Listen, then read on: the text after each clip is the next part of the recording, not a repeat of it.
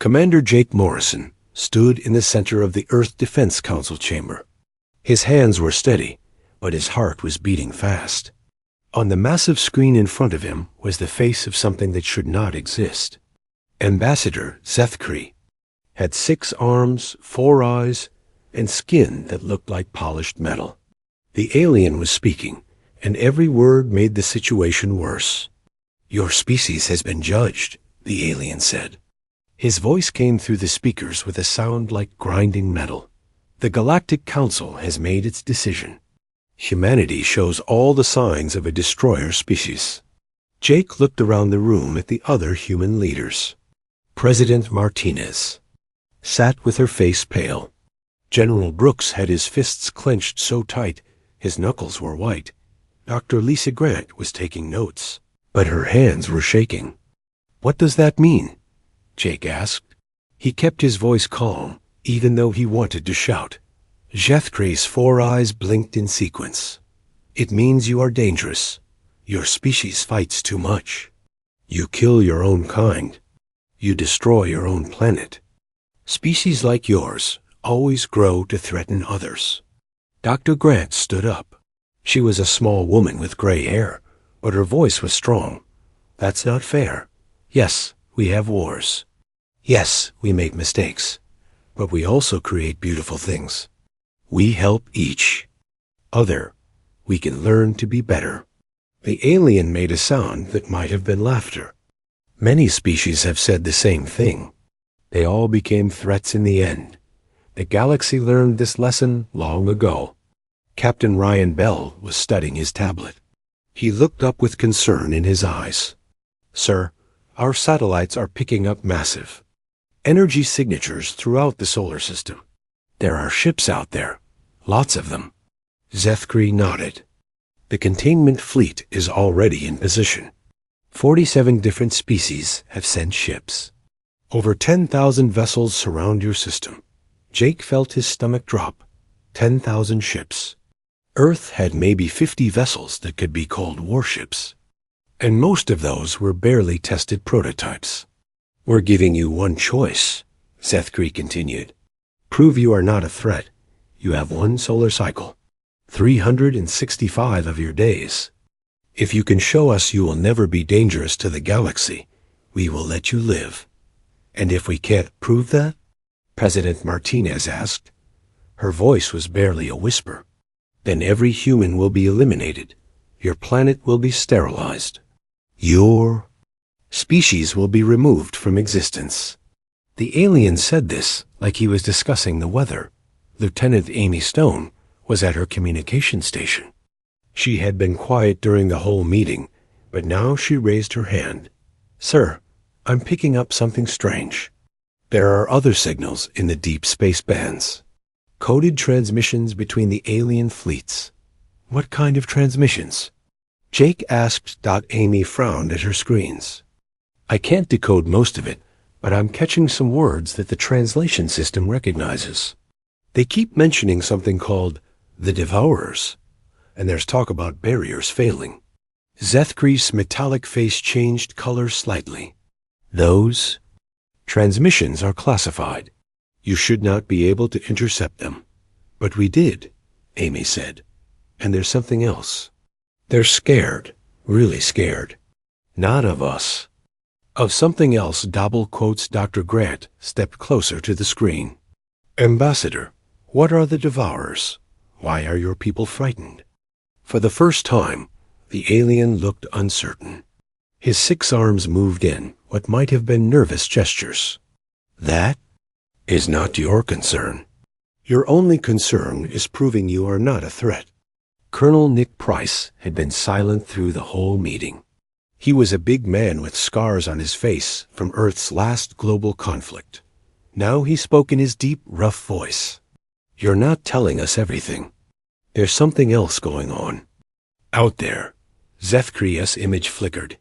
"The transmission will end now. You have your warning. Use your time wisely." But before the screen could go black, something happened. The alien's face twisted with sudden terror. His 4 eyes went wide. Behind him, Shadows moved in ways that shadows should not move. There was a sound like reality tearing. "No," Sethkri whispered. "They're here. They're actually here. The barriers have." The transmission cut to static. The room was silent for a long moment. Everyone stared at the empty screen. What just happened? President Martinez asked. Engineer Kate Young had been monitoring the technical aspects of the transmission. She was young but brilliant, one of the best minds Earth had. "The signal didn't just cut off," she said. "It was interrupted. Something interfered with it from their end." Jake turned to his team. "Amy, keep monitoring those deep space signals. I want to know everything you can find about these devourers. Kate, start analyzing every piece of alien technology we've captured. Ryan, I need options. How long can we hold out if they attack?" Captain Bell looked grim. "Against 10,000 ships? Maybe an hour, maybe less. Then we need to figure out what's really going on," Jake said. "Because that alien was scared of something, and it wasn't us." Dr. Grant was still studying her notes. "There's something wrong with this whole situation. Why would they bring such a massive fleet just to threaten one small planet? It's like using a sledgehammer to kill an ant." "Colonel," Price nodded, "unless the ant isn't the real problem. Maybe we're just in the way of something bigger." Over the next few hours, Amy's team worked to decode more of the alien transmissions. What they found was disturbing. References to the old hunger awakening and reality wounds spreading filled the coded messages. The aliens weren't just planning to eliminate humanity.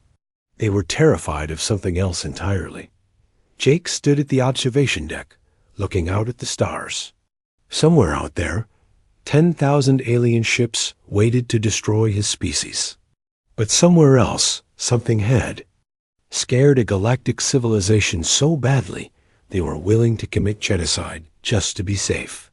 "Sir," Amy called from her station, "I'm getting massive energy readings from the galactic core. Something big is moving out there." Jake turned back to the command center. "How big?" "Bigger than anything we've ever seen. The energy signature is off our charts." Kate looked up from her analysis station. "Sir, I've been studying the alien tech, and there's something strange about their weapons. They're not designed to fight other ships. They're designed to fight something that can manipulate space and time." "What does that mean?" Jake asked. "It means," Dr. Grant said quietly, "that we're not the monsters they're afraid of. We're just the ones who happen to be in the way when the real monsters arrive." As if to confirm her words, the long-range sensors began screaming alarms. Something was coming from the deep void between the stars. Something that made the alien fleet's 10,000 ships look small. The galaxy's greatest fear was awakening, and humanity was about to meet the real enemy. Colonel Nick Price looked out through the viewport of the stolen alien ship. 3 weeks had passed since the transmission from Ambassador Zethkri had ended in terror. 3 weeks since humanity had sent their first mission beyond the solar system. What Nick saw made his blood run cold. "Dear God," whispered Sergeant Bill Hayes, the young soldier next to him. "What happened here?" The Kepler 442 system should have been full of life. According to the alien databases they had captured, it held the homeworld of the thornback species. 5 billion beings had lived on the planets orbiting the yellow star. Now there was nothing. Not just no life. No planets. No star. No asteroids. No dust. There was empty space where an entire solar system should have been. But it was worse than empty. The space itself looked wrong, like reality had been torn and was bleeding something that hurt to look at. "Captain Morrison, you need to see this," called Engineer Kate Young from her position at the ship's sensors. Her face was pale, and her hands shook as she worked the alien controls. Jake Morrison moved to her station. He had insisted on leading this mission himself, even though everyone said it was too dangerous for Earth's military commander. What is it, Kate? I'm reading the sensor logs from our approach. This system wasn't destroyed, sir. It was eaten. But not by anything that should be possible. Kate brought up the readings on the main screen. The numbers made no sense. Whatever. It didn't just consume matter. It consumed the forces that hold atoms together. It ate the basic rules of physics in this region of space. Dr. Lisa Grant was studying her own readings from the ship's science station. The radiation signatures are impossible. It's like something reached into reality and pulled out pieces of existence itself. Lieutenant Amy Stone was at the communications. A ray, trying to make sense of the signals they were receiving from deeper in space. Sir, I'm getting distress calls from across the galaxy. But they're old. Some of them are weeks old. What are they saying? Jake asked. Amy's face went white. The Valkyrian homeworld is gone. The Silicon Hegemony's core systems have gone silent. The Kronok Empire's military headquarters just stopped existing 3 days ago. Nick felt his stomach twist. The Kronok Empire had ships that could crack planets in half. If they were gone, what chance did anyone have? There's more, Amy continued. I'm picking up a signal from a research station. It's weak, but it's recent. Someone is still alive out there. Jake made the decision quickly. Set course for that signal. We need to find survivors. We need to know what we're facing. The alien ship moved through space faster than anything Earth had ever built. In 2 hours, they reached the source of the distress signal. It was a small research station, badly damaged and drifting in space. Life signs? Jake asked. Kate checked her sensors. 3 beings, barely alive. They brought the survivors aboard. 2 were species that the humans had never seen before. The 3rd was elderly, with skin like ancient tree bark and eyes that held wisdom older than human civilization. I am elder. Yelanara, the ancient being said in accented English. I am perhaps the oldest living thing in this galaxy, and I have seen the return of our greatest nightmare. Dr. Grant helped the elder to a chair. What are they? These devourers? Yelanara's old eyes closed. Not what you think. Long ago, before your species learned to make fire, the galaxy faced an enemy from beyond the rim of reality. They were called the Hollow Ones. They came from the spaces between dimensions, seeking to reduce all existence to perfect, empty silence. But you stopped them? Jake asked. We created a weapon, the Devourers. Beings designed to consume anything. The Hollow Ones created. But the weapon became almost as dangerous as the enemy. When the war ended, we had to imprison the Devourers in the galactic core. Kate was working at her station. The energy readings from the core have been increasing for months. Something has been weakening the prison. Yelanara nodded sadly.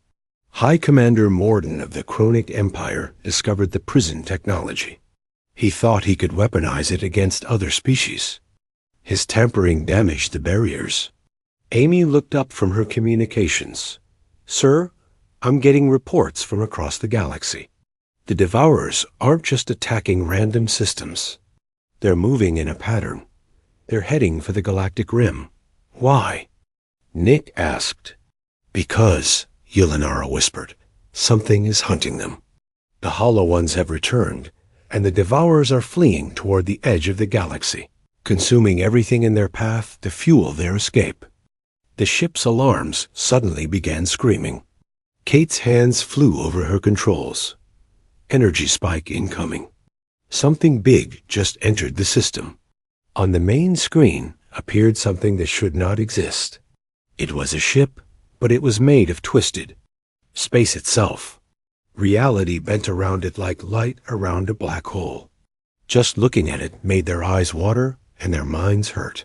Devourer vessel, Yelanara said. They have found us. Jake grabbed the ship's communication system. This is Commander Jake Morrison of Earth. We're not your enemies. We want to help. There was silence for a long moment. Then a voice came through the speakers. It sounded like the echo of a dying star. Earth? The young species from the spiral. Arm? You should have stayed hidden. We can't hide, Jake replied. Your war is coming to our system. Our people will die.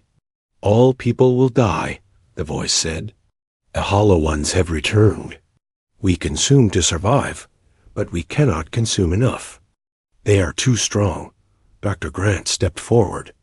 Maybe we can find another way. Our species is good at finding new solutions to old problems. The Devourer ship moved closer. Through the strange distortions around it, they could see the beings inside. They looked like living shadows with too many eyes. Your species is young. You know nothing of this war. Then teach us, Jake said. Show us what we're facing. The Devourer transmitted data to their ship. Kate's screens filled with information that made her gasp. Sir, these readings show entire sectors of the galaxy being deleted, not destroyed, deleted, as if they never existed. Yulinara was studying the data with growing fear. The Hollow Ones are stronger than they were before. They have learned new ways to unmake reality. Amy was monitoring communications from across the galaxy.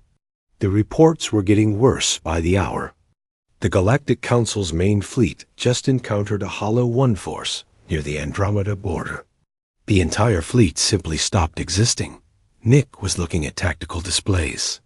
How do you fight something that can delete you from existence?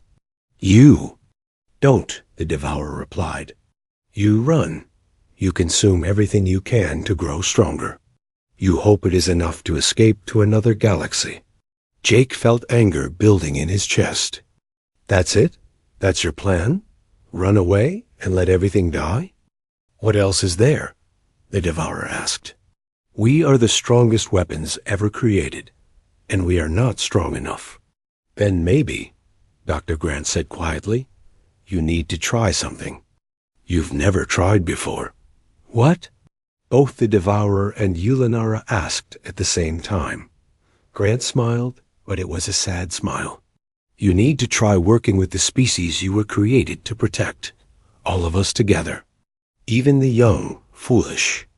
Humans who don't know enough to be afraid. Jake nodded. She's right. Earth may not have big fleets or ancient wisdom, but we have something else. We have a talent for surviving impossible situations. The Devourer was quiet for a long time. Finally, it spoke. Your species was scheduled for elimination by the Galactic Council. If you join this fight, you will certainly die. Maybe, Jake replied. But if we don't join the fight, we'll die anyway. At least this way, we go down swinging. Through the ship's sensors, they could see more energy spikes in deep space. The Hollow Ones were coming, reality bending and breaking around their passage. Behind them, the last free worlds of the galaxy sent desperate messages asking for help. That would never come. But in one small ship, representatives of 3 different species were making plans. They were plans that had no chance of success. Plans that defied every military strategy ever developed. Plans that ignored the mathematical certainty of defeat. They were, in other words, exactly the kind of plans that humans specialized in. Dr. Lisa Grant sat in her laboratory aboard the Earth Defense Station, surrounded by files that would have driven most beings insane. For 3 weeks, she had been studying psychological profiles of every known species in the galaxy. What she had found changed everything. Jake, you need to see this, she called to Commander Morrison, who was reviewing battle plans at the next table. Jake looked up from his tactical displays. The news from across the galaxy was getting worse every day. Entire civilizations were simply vanishing. The Hollow Ones were moving faster than anyone had predicted. What is it, Lisa? She pulled up a chart on her screen. I've been comparing the psychological development of every intelligent species we know about. Look at this pattern. Jake studied the chart. It showed hundreds of different alien species, each marked with symbols indicating their evolutionary history. Every single species in the galaxy developed along one of two paths, Lisa explained. They either evolved as pure predators or pure prey. The predators became aggressive and warlike. The prey species became peaceful and defensive. But look at this. She highlighted humanity's entry on the chart. It was completely different from all the others. Humans are the only species that evolved as both predator and prey at the same time. We had to hunt to survive, but we were also hunted by bigger, stronger animals. Every other intelligent race had it easy compared to us. Jake frowned. How does that help us fight beings that can delete reality? Don't you see? Every other species thinks in straight lines. Predator species attack directly. Prey species run away or hide. But humans think in spirals. We're used to being both. The hunter and the hunted. We know how to be unpredictable. In the engineering section, Kate Young was having her own breakthrough. She had been studying captured Devourer technology for weeks, despite warnings that even looking at it had caused madness in other species. The weird thing is, she told her assistant, Petty Officer Dan Creek, this isn't actually that complicated. It just looks scary because nobody understands the basic principle. Dan looked at the twisted metal and crystal device on the workbench. It hurt his eyes to look at directly. What principle? Kate picked up a child's kaleidoscope from her desk. My daughter left this here last week. Look through it. Dan looked through the kaleidoscope and saw the usual pretty patterns of colored glass. Now shake it, Kate said. The patterns changed completely. The Devourer technology works the same way. It takes ordered reality and shakes it up to create new patterns. But if you understand the basic structure, you can predict what the new patterns will be. So we can copy their technology? Kate smiled. Better. We can improve it. Meanwhile, Lieutenant Amy Stone was in the communications center, doing something that terrified the alien survivors they had rescued. She was listening to Hollow One transmissions. Elder Yelinara watched her with growing horror. Child, you must not do this.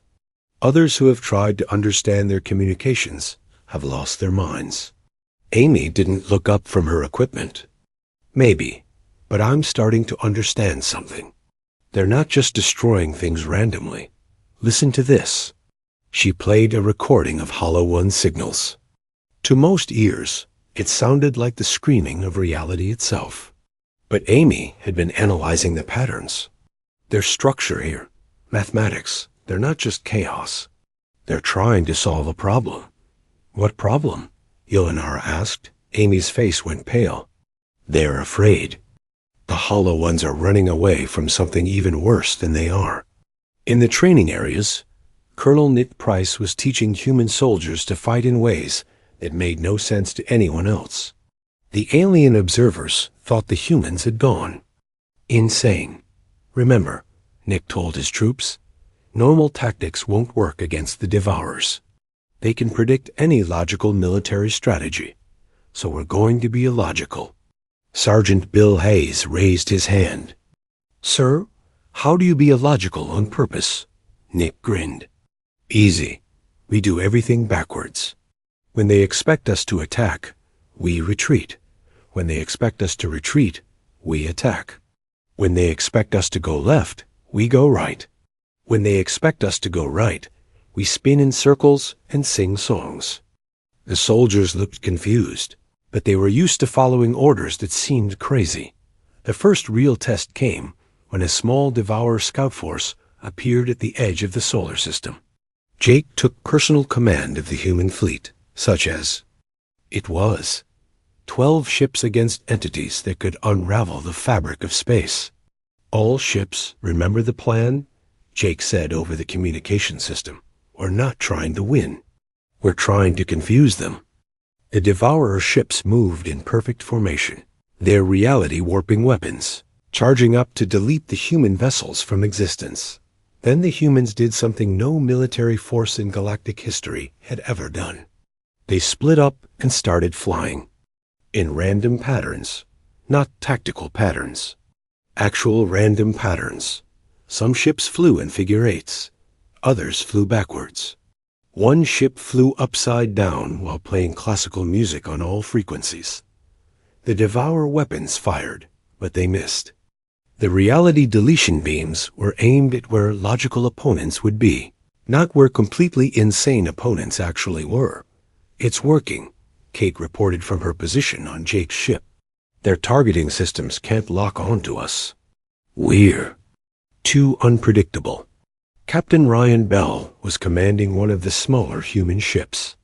He had been a tactical genius in Earth's military, but now he was trying to think like a tactical idiot. All right, people, they expect us to use our biggest guns. So let's use our smallest guns. In fact, let's use our emergency flares. Human ships fired everything they had at the Devourers. Not just weapons, but flares, navigation beacons, even garbage from the ship's waste systems. It shouldn't have done anything. Instead, it disrupted the Devourers' reality manipulation fields. Their own weapons started misfiring. Space around them began returning to normal physics. Impossible, transmitted one of the Devourer ships. How are you doing this? We have no idea, Jake replied honestly. We're just making it up as we go. Along, the Devourer scout force retreated, sending frantic signals to their main fleet. The transmissions that Amy intercepted were full of confusion and something that might have been respect. But even as the humans celebrated their first victory, long-range sensors detected something that made everyone stop cheering. Sir, Amy reported, I'm getting readings from the void between galaxies. Something is moving toward us. Something bigger than anything we've ever detected. Kate studied the sensor data. The energy signatures are off our charts. Whatever it is, it makes the Devourers look like children's toys. Elder Yulinara looked at the readings and her ancient face went white. The true enemy reveals itself. The Hollow Ones send their forward scouts. On the main screen, space itself began to tear. Through the tears came shapes that hurt to look at, vessels that existed in too many dimensions at once. As they moved, stars simply stopped existing, not exploded, not consumed. They just stopped being there, as if they had never existed at all. How many? Jake asked quietly. Amy was working frantically at her sensors. Thousands. Maybe tens of thousands. And sir, that's just the advance force. There's something else behind them. Something so big our sensors can't measure it. Dr. Grant looked up from her research. The Hollow Ones aren't just trying to destroy the galaxy. They're trying to escape from something that's hunting them. What could hunt things that can delete reality? Nick asked before anyone could answer. Space tore open right next to the Earth Defense Station. Through the tear came a single ship, unlike anything they had ever seen. It was made of crystallized time, and looking at it showed them glimpses of past and future all at once. A voice spoke directly into their minds, bypassing their communication systems entirely. Greetings, young ones. We have been watching your curious battle with the Devourers. You fight in ways we have never seen. We are the architects. We built this galaxy long ago, and we have returned to reclaim it from the chaos. Jake felt ice in his veins. You're what the Hollow Ones are running from. Correct. They fled from ordered reality into the chaos between dimensions. Now they return, but they bring contamination with them. The galaxy must be cleansed. Cleansed of what? Lisa asked. Of chaos, of unpredictability, of species like yours that refuse to follow the proper patterns. The truth hit them all at the same time. The Hollow Ones weren't the real enemy. They were refugees, fleeing from beings who wanted to turn the entire universe into a perfectly ordered, perfectly predictable machine. And humanity, with their talent for chaos and unpredictability, was the greatest threat to that perfect order. Elder Yulinara sat in the Earth Defense Station's main conference room. Her ancient eyes filled with a sadness that had lasted for millions of years. Around her sat the human leaders and the few other survivors they had rescued from across the galaxy. "I must tell you the complete truth now," she said. "About the architects. About the Hollow Ones. About why your species exists at all." Dr. Lisa Grant leaned forward. "We're listening." Yulenara's voice was barely a whisper. "Long ago, before any current civilization existed, the universe was very different.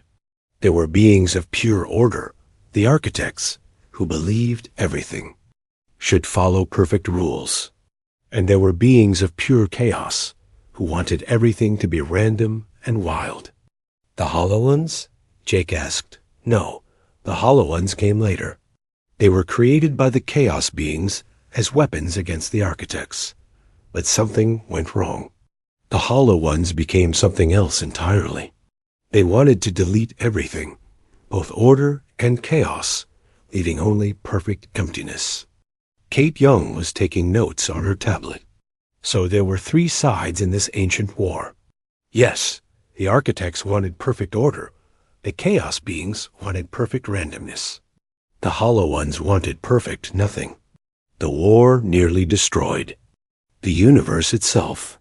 Colonel Nick Price asked the obvious question. Who won? No one. The three sides fought until they nearly unmade reality itself. In the end, the surviving architects and chaos beings worked together to imprison the Hollow Ones in the void between galaxies. Then the architects retreated to dimensions beyond our understanding, and the chaos beings scattered themselves across the cosmos.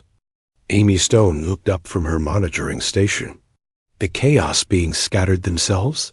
What does that mean?" Yulenara looked directly at her. "They broke themselves into tiny pieces and hid those pieces in the genetic code of developing species across the galaxy. They hoped that someday, when the Hollow Ones returned, there would be races that could fight them." The room went very quiet. "You're saying," Lisa said slowly, "that some species have chaos being DNA in them?"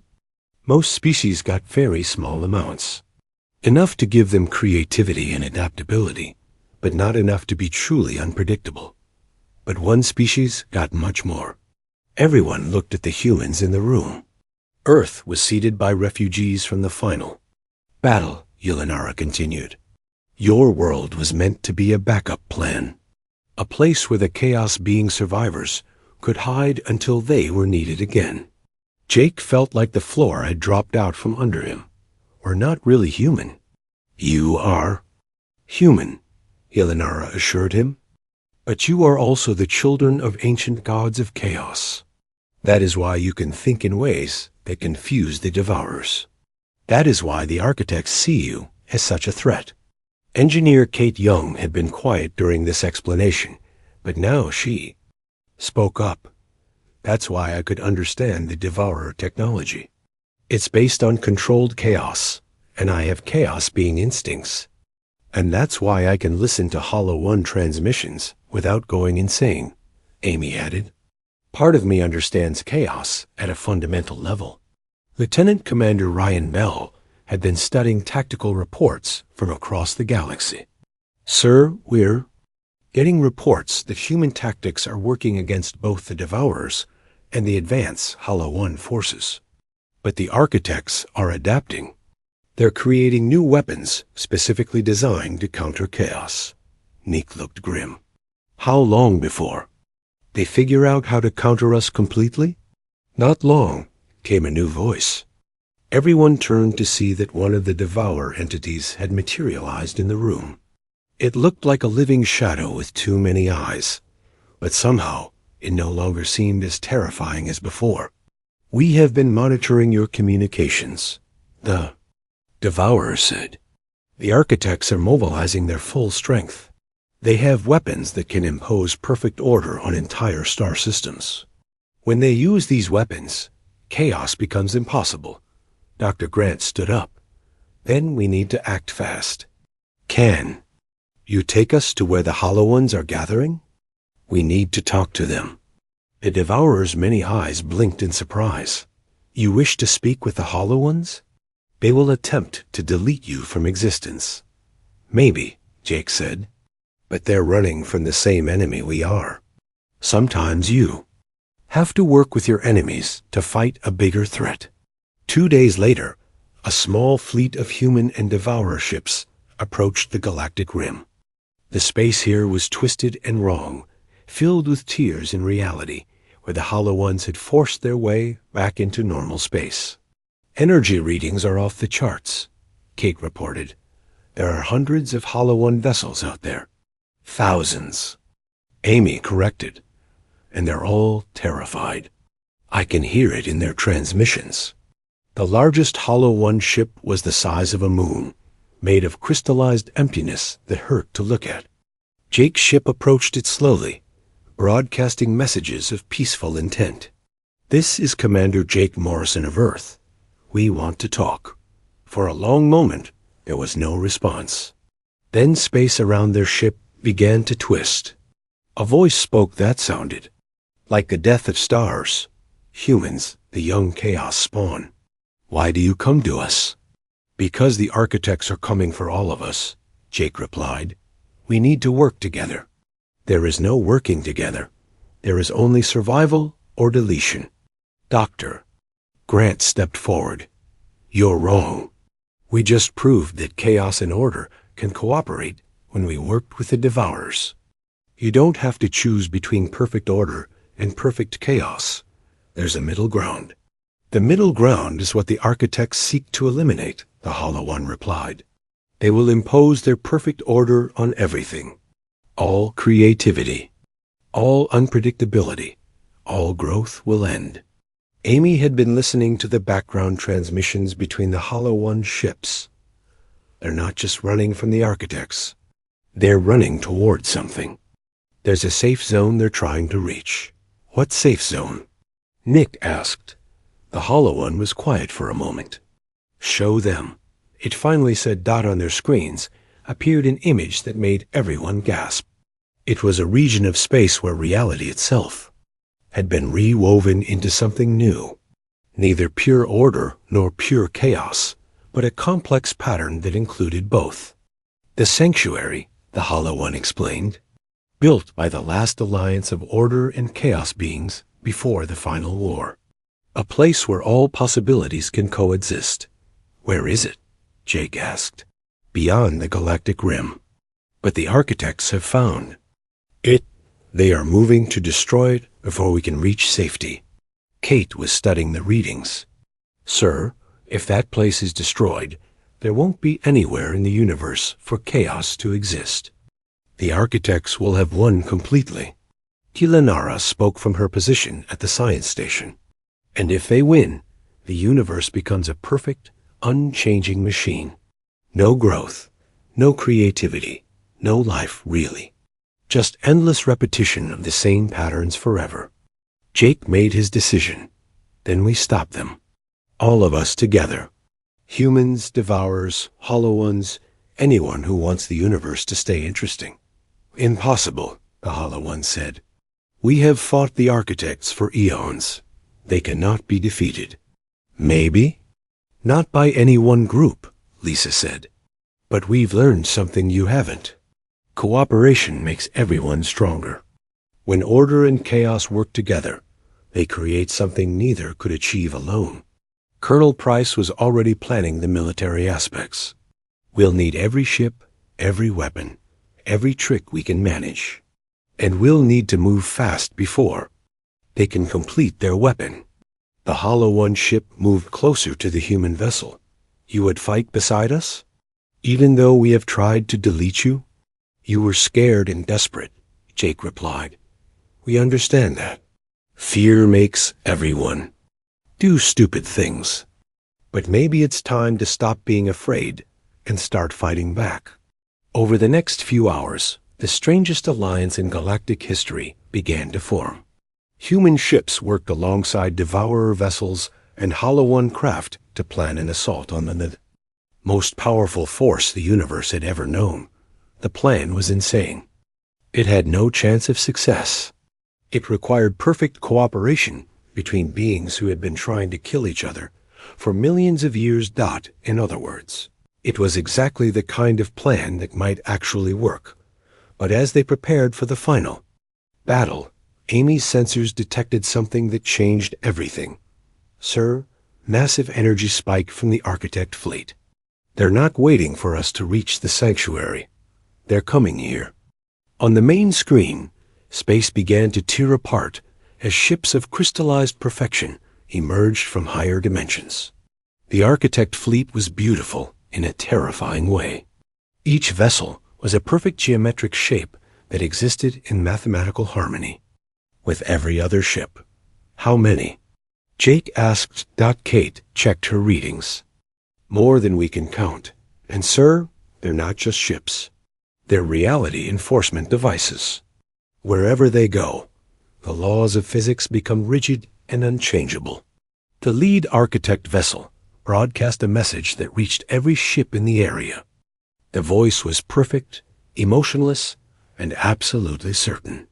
Chaos entities and their allies, you will submit to proper order or be removed from existence. This galaxy will be cleansed of unpredictability. Jake opened communications to the entire mixed fleet. All ships, this is it. Everything we've worked for comes down to the next few hours. Remember, we're not just fighting for our lives. We're fighting for the right of the universe to be surprising. The battle began as reality itself became a battlefield. The Architects fired weapons that turned chaos into order, making Devourer ships suddenly obey normal physics and become vulnerable. The Hollow Ones responded by trying. The Architect ship hung in space for what felt like forever. Around it, a combined fleet of humans, Devourers, and Hollow Ones maintained their impossible formation. Order and chaos working together in ways that shouldn't be possible. Commander Jake Morrison watched the readings on his ship's sensors. The Architect vessel was scanning them, trying to understand what it was seeing. Sir, Kate Young reported, their reality enforcement field is fluctuating. I think we're actually confusing them. Dr. Lisa Grant was monitoring the psychological aspects of the confrontation. This might be the first time in their existence that the Architects have encountered something they can't immediately categorize as either order or chaos. Lieutenant Amy Stone looked up from her communication station. I'm getting transmissions from the Architect ship. They're talking to each other, trying to figure out what we are. What are they saying? Jake asked. It's hard to translate, but they keep using concepts that don't exist in their language. Things like controlled spontaneity and predictable. Surprise! Elder Yulanara spoke from her position at the science station. You have done something remarkable. You have forced beings of pure order to create new concepts. That should be impossible for them. The main Architect ship suddenly moved closer to the human fleet. When it spoke, its perfect voice held something that might have been curiosity. Humans, you arrange yourselves in patterns, yet the patterns contain variations. You follow rules, yet you break them at the same time. How is this possible? Jake took a deep breath. This was the most important conversation in the history of the universe, because we learned that the best things happen when order and chaos work together. A song is just noise without structure, but it's boring without variation. Life is just chemicals without organization, but it's dead without change. Impossible, the Architect replied. Order and chaos are opposites. They cannot coexist. Engineer Kate Young had an idea. Sir, request permission to transmit something to their ship. What? Music. Specifically jazz. Jake stared at her. You want to send them jazz music? Jazz is pure ordered chaos. It has structure and rules, but it also has improvisation and spontaneity. If anything can show them how order and chaos work together, it's jazz. It was such a strange idea that it might actually work. Do it, Jake said. Kate transmitted a recording of Duke Ellington's Take 5 to the Architect ship. For several minutes, there was silence as the beings of pure order tried to understand what they were hearing. This sound pattern, the architect finally said. It follows mathematical rules, yet it creates unexpected variations within those rules. Exactly, Dr. Grant replied. That's what we're trying to show you. Order and chaos don't have to fight each other. They can dance together. Colonel Nick Price was watching his tactical displays when he noticed something alarming. Sir, we've got movement from the architect fleet. They're repositioning. On the main screen, thousands of architect ships began moving into new formations. But these weren't their usual perfect geometric patterns. They were formations that included small variations, controlled imperfections that somehow made them more beautiful.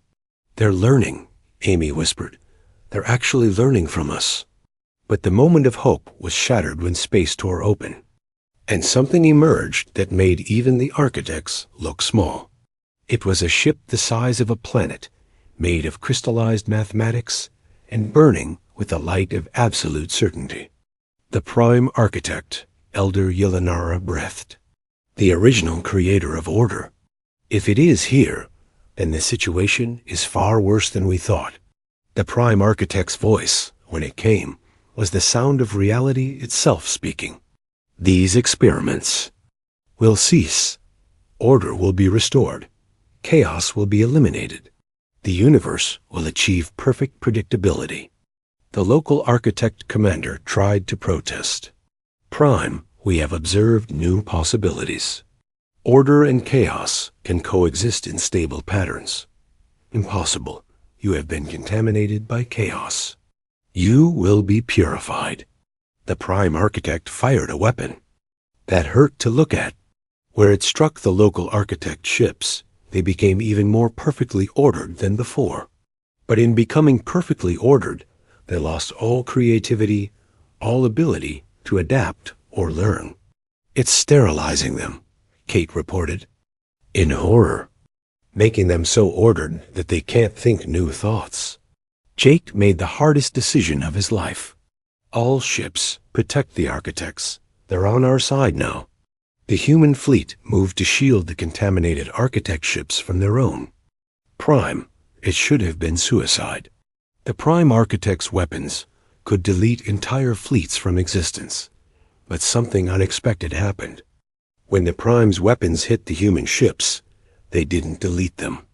They tried to impose perfect order on beings who were fundamentally chaotic. The result was that the humans became temporarily more organized, but they didn't lose their creativity. It's not working on us, Amy reported with amazement. We're too chaotic for its order weapons to completely control. Dr. Grant was studying the readings. More than that. Every time it tries to order us, we're changing it a little bit. Our chaos is infecting its perfect order. The battle that followed was unlike anything the universe had ever seen. The prime architect tried to impose perfect order on everything around it. The hollow ones fought back by trying to delete sections of space. The devourers consumed the energy from both sides. And the humans did what they did best. They improvised. Captain Ryan Bell found himself commanding a ship that was simultaneously perfectly ordered and completely chaotic. His weapons fired in mathematical sequences that somehow included random variations. His shields followed physics equations that included artistic flourishes. Sir, he reported to Jake, I think we're becoming something new. Something that's neither order nor chaos, but both at the same time. Lieutenant Commander Yelanara was watching the readings from her science station. The fabric of reality is changing. Every time order and chaos interact through human mediation, it creates something that has never existed before. The prime architect seemed to realize this too. Its attacks became more desperate, more violent. But each attack only spread the new order-chaos hybrid further. We're winning, Colonel Price reported, not by defeating it, but by changing it. The end came suddenly. The prime architect fired its ultimate weapon. A reality bomb designed to reduce everything within a light year to perfect, unchanging order. But when the bomb detonated, it encountered the hybrid reality that the humans had created. Instead of imposing order, it created something new. A region of space where order and chaos existed in perfect balance, where change was possible but not destructive, where creativity could flourish within structure. The prime architect stared at what it had created, and for the first time in its existence, felt something it had never experienced before. Wonder.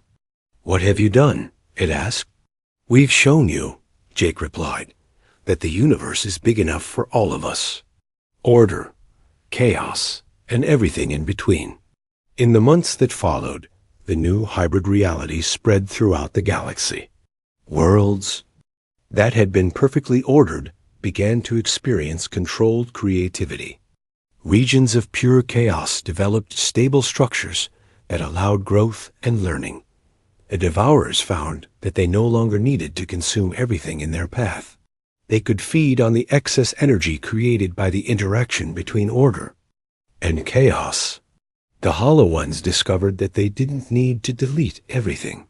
They could create pockets of peaceful emptiness that enhanced rather than destroyed. And humanity found its true place in the universe, not as conquerors or saviors, but as teachers. They established the Academy of Balanced Reality on Earth, where beings from across the galaxy came to learn how to blend order and chaos in their own unique ways.